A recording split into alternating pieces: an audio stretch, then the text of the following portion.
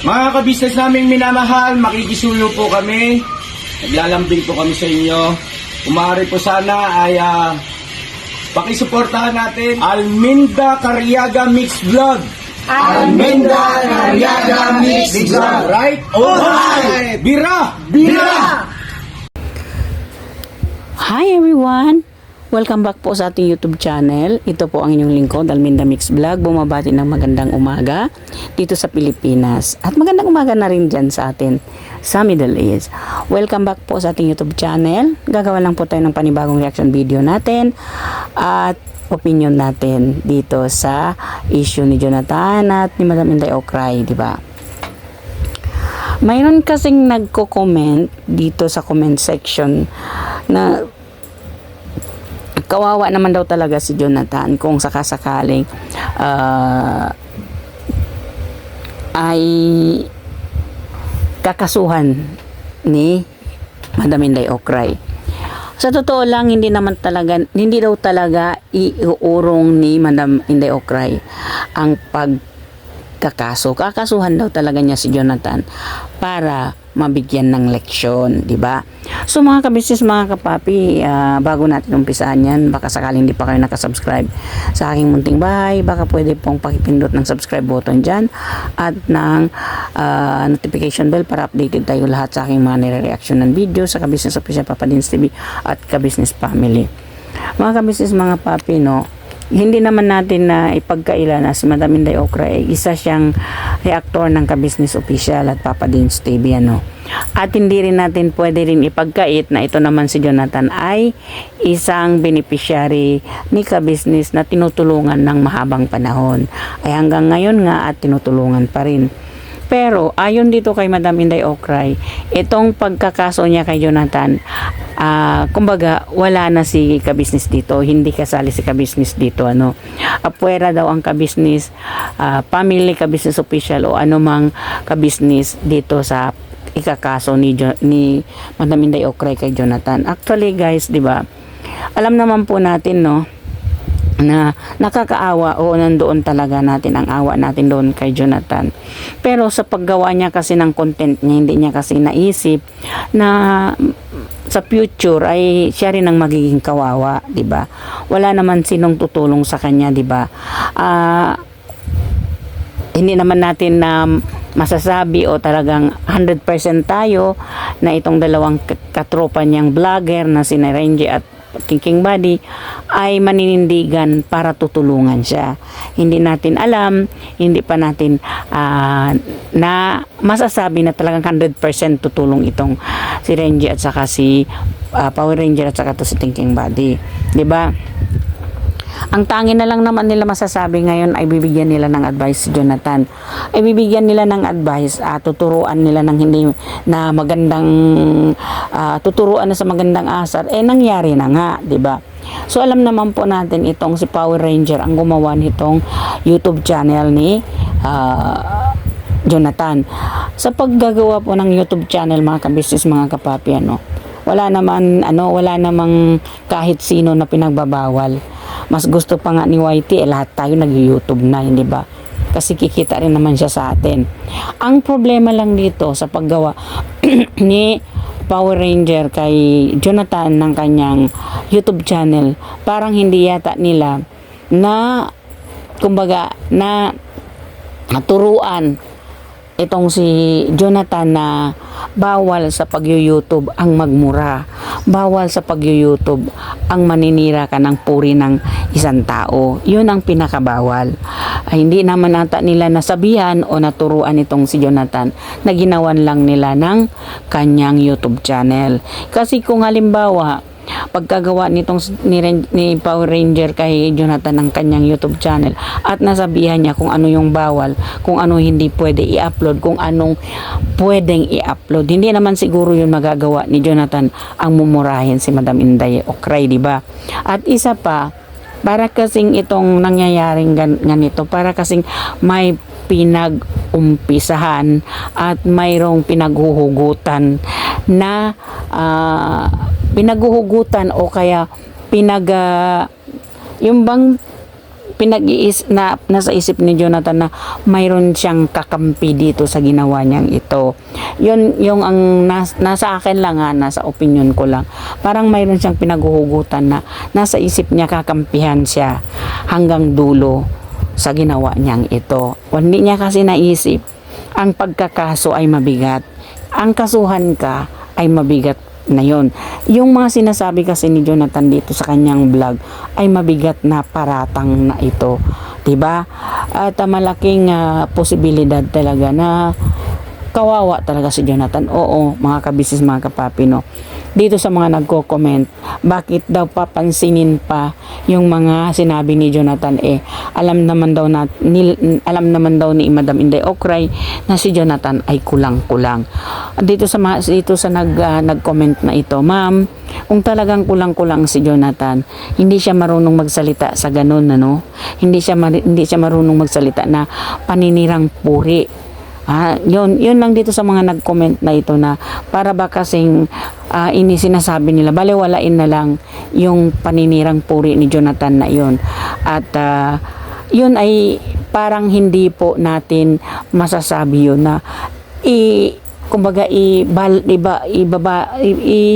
baliwalain, iisang tabi ni Madam Inday Okray, na alam naman po natin siya ang napahiya dito. Hindi naman kayo o tayo na nagko-comment na kung gusto ninyo gawin ay okay lang sa nangyari, okay lang sa inyo yung paninirang puri ni Jonathan kay Madam Inday Okray. Kung kayo magko-comment, isipin po natin, bago po tayo mag-comment, isipin natin ang kahihiyan. Kung sakasakaling sa inyo nangyari yon, ay hindi rin naman kayo papayag, hindi ba? Sisirain yung puri ninyo sa social media. Diba? Kahit naman hindi sa social media yan, kahit nag-aaway lang kayo dyan, sinisiraan, pinagsasabihan kayo ng hindi magaganda, lalo na below the belt. Magkakaso rin kayo. What more itong ginawa ni Jonathan na in-upload niya sa YouTube channel niya, na millions of people na po ang nakakapanood dito sa social media na ito. Alam naman po natin, milyon ang tao nag-YouTube, hindi lang po isa. Diba? O ipalagay na natin hindi milyon ang nanood doon kay Jonathan, pero thousands of people nakapanood na noon. Isang tao lang nga mapahiya ka na doon sa sinabi ni Jonathan. What more thousands of people nakapanood noon? Saan po ilalagay ni Madam Inday Okray ang kahihiyan niya kung iisang tabi na lang ni Madam Inday Okray yung paninirang puri ni Jonathan na gusto ng mga viewers ni Jonathan? Ganon ang mangyayari. Isang tabi na lang daw, wag na lang daw papansinin yung pinagsasabi ni Jonathan. Hindi po kasi sa inyo nangyari yan, madali ninyong sabihin. Wag ho kasi tayong gumawa ng ating sariling desisyon na hindi naman po kayo ang napahiya dito. Okay, ipalagay na natin, maraming nagko-comment, kawawa daw si Jonathan kung itutuloy ni Madam Inday Okray ang pagsasampa ng kaso kay Jonathan. Ipalagay na natin, talagang nakakaawa siya. So, on that time po ba na nag-video siya at nag-vlog siya, i-upload niya dito sa kanyang YouTube channel ang paninirang puri niya, ang pagmumura niya kay Madam Inday Okray? Naisip ba niya yon na maling-mali siya doon? Wala naman yata, hindi naman niya ata naisip yun O ipalagay na natin, bugso ng damdamin na nagalit siya dahil may napanood siyang nasabi ni Madam Inday Okray na medyo hindi maganda, pero hindi yun sapat na murahin o siraan niya ang paninirang puri niya doon kay Madam Inday Okray. Kasi sobra po talaga, kasi kahit sinong babae, hindi nila maatim pakinggan ang pagmumura at paninirang puri ni Jonathan dito kay Madam Inday Okray. Lalo't lalo na po may asawa si Madam Inday Okray. Sa mga Muslim po sa ganito, wala ho itong sabi-sabi May patong parusa dito, lalo't lalo na may asawa yung babaeng siniraan mo ng puri. 'Di ba? Etong si Power Ranger, alam niya to kung sa mga Muslim ito alam niya to kung ano ang parusa dito Kumbaga, dito din naman sa advice ni Power Ranger kay Jonathan, na humingi. Kumbaga, ay dahil humingi na ng kapatawaran at humingi na ng sorry itong si Jonathan, ang ibig sabihin ni Power Ranger, balewalain na yon, i-quits na yon ni Madam Inday Okray. Kumbaga, kumbaga sa ikakatahimik ng lahat, kumbaga balewalain na lang. Power Ranger, shout out sa'yo. Hindi naman siguro pwede nating diktahan ng isang tao lalo na't nasaktan. Kung halimbawa nangyari yan sa'yo, sa asawa mo, I don't think so na pagbibigyan mo si Jonathan dito sa paninirang puri at pamugmumura niya. No? Ilagay na lang kasi natin sa atin nangyari yun. 'Di ba? Ano yung ating reaksyon doon? Ano ang gagawin mo doon? Hindi ba? So, yung mga nagko-comments dito na viewers ni Jonathan, viewers ni Thinking Buddy, viewers ni Power Ranger, na ang dali ho ninyong sabihin, baliwalain na lang. Hindi kasi ho sa inyo nangyari yan. Palagay ninyo, saan kayo humuhugot ng galit? Dito kay Madam Inday Okray, hindi naman kayo inano ni Madam Inday Okray, di ba? Naturalmente po, magre-reaction kami sa lahat ng mga maling ginagawa ng mga taong nakikita namin na alam namin ikakasira ni kabisnes, no? Kasi ikakasira ng kabisnes official. Alangan po, reactor kami, hindi namin isasalba o hindi namin itutuwid ang pagkakamali. Na alam naman po namin, mali yung iba, mali yung ginagawa ng iba, ay alangan po doon sa kamalian na yun, ito tolerate namin. Baliwalain namin yung kabisnes. Hindi po yung ganon. So dito sa case ni Inday Okray ay parang umano lang kasi siya na kung ano yung katotohanan doon. At alam naman po natin yun, no? Noon pa naman talaga yan, wala pa si Madam Inday Okray. Alam na natin kung ano yung pinagagawa ni Jonathan, hindi ba? Lubos-lubos ang pagtulong ni kabisnes pero sinisiraan pa rin niya si kabisnes, di ba? Yun nga ang pagkasabi ni Jonathan. Si kabisnes at saka si ating daw nga niya at si kuya kabisnes niya, sinisiraan niya pero hindi daw siya ginaganon tulad ng ginawa ni Inday Okray na kumbaga ikakasuhan siya. Wala nga talagang alam si Jonathan sa mga pinagsasabi niya. Kumbaga parang nakadroga kung magsalita itong si Jonathan. Pagkatapos niyang sabihin, isisi niya sa iyo kung ano yung nangyari sa kanya. Tingnan po ninyo, sa nangyaring ito, nakakasuhan siya, hindi siya kakasuhan. Hindi iuurong ni Madam Inday Okray ang kanyang pagkakaso dito kay Jonathan. So doon sa vlog ni Power Ranger, ang sinisipa niya talaga doon si Madam Inday Okray.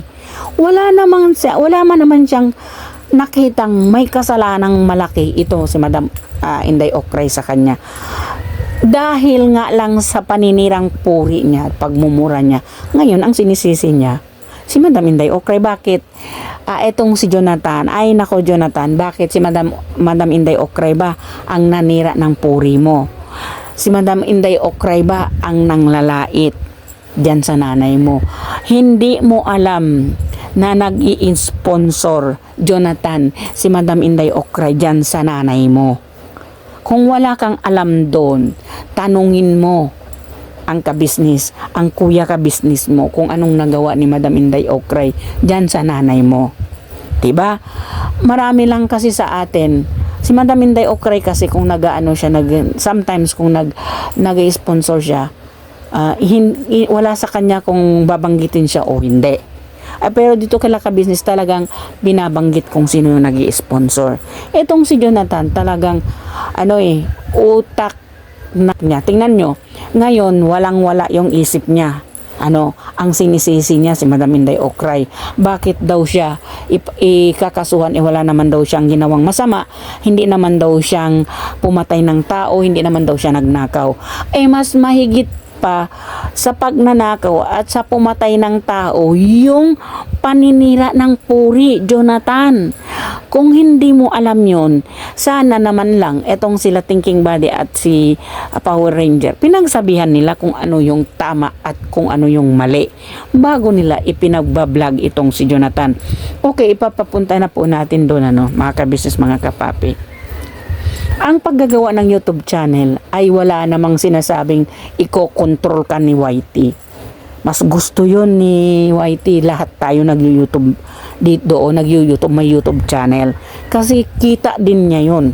Pero ang gumawa ka ng hindi maganda, ang mag-vlog kang paninira ng puri at pagmumura, ay hindi na yun acceptable.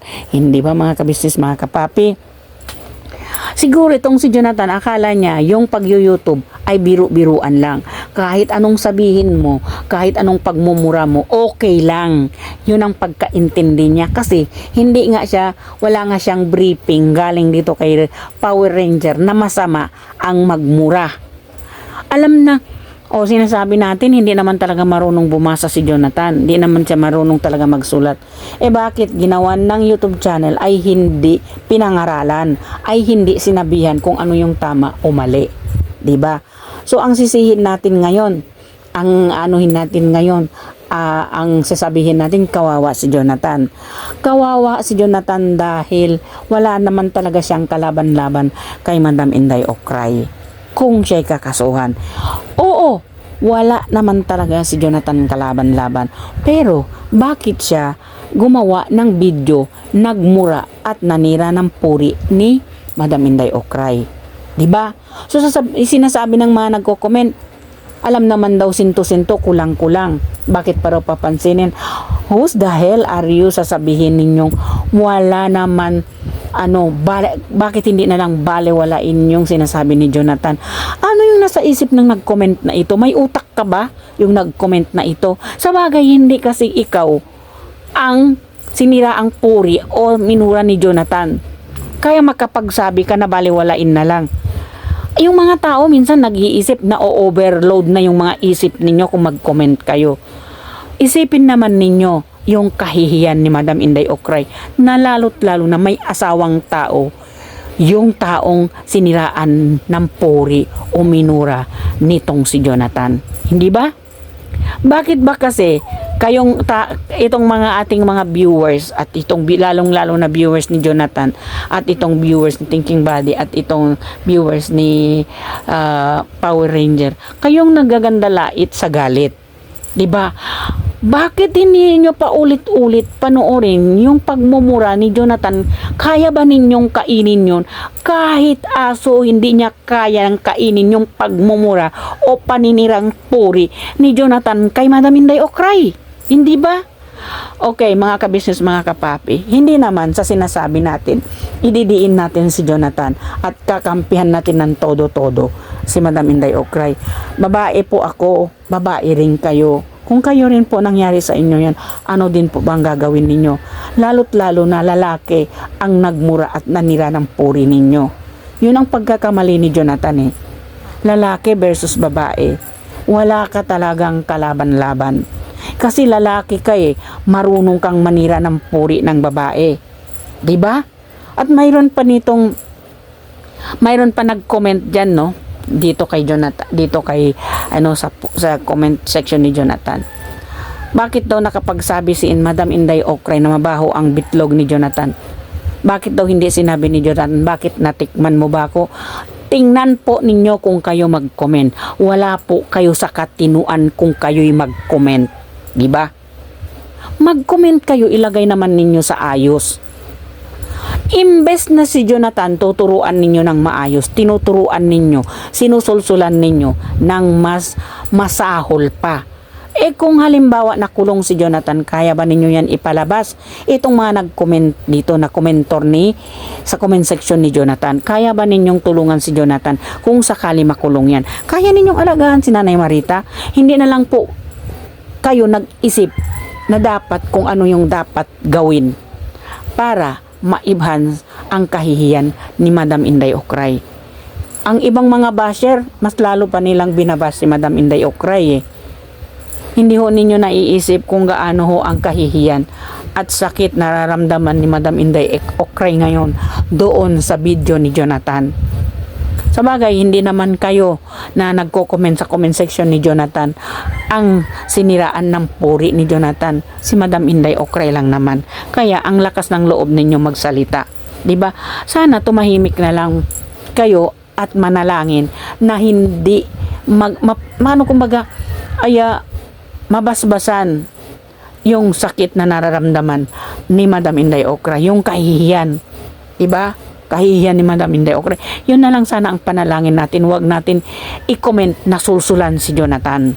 Hindi ba? So ngayon, ayan, takot na si Jonathan. Etong mga nagko-comment dito, ano yung masasabi ninyo? Mag-comment kayo ngayon, takot na si Jonathan. Takot siya na kasuhan ni Madam Inday Okray. Takot siya kung ano yung mahinatnan niya. Kasi ang iniisip niya, paano na yung nanay niya. 'Di ba? Kung kulang-kulang si Jonathan, naisip pa ba niya kung ano yung mangyayari sa nanay niya? After all sa sinasabi niya. Tapos kayong mga nagko-comment diyan, naging masama tuloy itong si Madam Inday Okray sa paninirang puri ni Jonathan. No matter what ang sasabihin ninyo, ang nasaktan ay si Madam Inday Okray, hindi kayo at hindi si Jonathan. Yun po ang iisipin natin. Kahit ako, no, nakikita ko si Jonathan, awang-awa din ako, no. Paano na lang si Nanay Marita? 'Di ba? At hindi naman siguro natin hindi maiisip na ang iniisip ni Madam Inday Okray. Naaawa din naman siya kay Jonathan. Yun ang pagkasabi ni Madam Inday Okray. Ang kawawa dito ay si Jonathan. Ang kawawa dito ay si Nanay Marita. Totoo yung sinabi ni Madam Inday Okray. Totoo na ang kawawa dito ay si Jonathan at ang kanyang nanay na si Nanay Marita. Pero hindi pa rin uurong si Madam Inday Okray. Kakasuhan pa rin niya si Jonathan nang mabigyan ng leksyon itong si Jonathan at kung sino yung behind ni Jonathan. Alam naman po natin may salikuran ni Jonathan dito, Oops, wala akong sinasabi, wala akong binabanggit na pangalan kung sino. Pero 100% po, mayroon dito sa likod ni Jonathan nagtuturo kung ano yung gagawin niya, kung ano iba-vlog niya. Hindi ba? So, kayo na lang po ang humusga.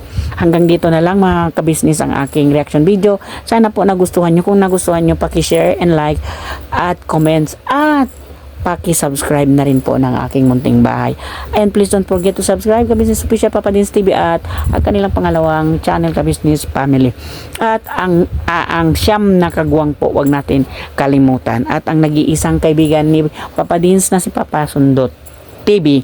At ang aking mga kasamahang reactor, sina Taong Gala Vlog, Anime Reactors TV, Mamplis Channel, Amplis Channel, Kalingap Turak, PLC Katangay, Analisa Reality Vlog at MK Inday Okray TV at ang inyong lingkod po Alminda Mix Vlog nagsasabi, may Allah bless us all at birabanat lang mga kabisnes, hanggang sa muli, bye bye po.